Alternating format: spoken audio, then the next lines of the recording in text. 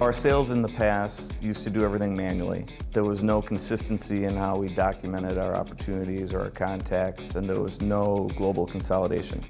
Now with the digitalization of sales, we're able to see a global footprint, we're able to see global consolidation, and we're able to be consistent in how we do it in all of our offices.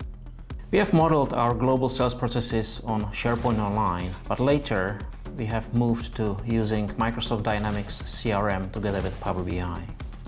Thanks to the CRM, our sales process is much more predictable. We start with leads, their qualification, move to opportunities, proposals, and close them with customer orders.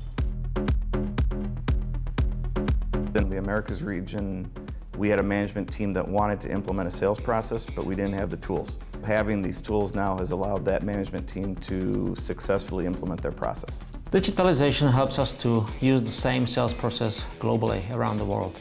Each salesperson has all the information about his customer on a point of a finger.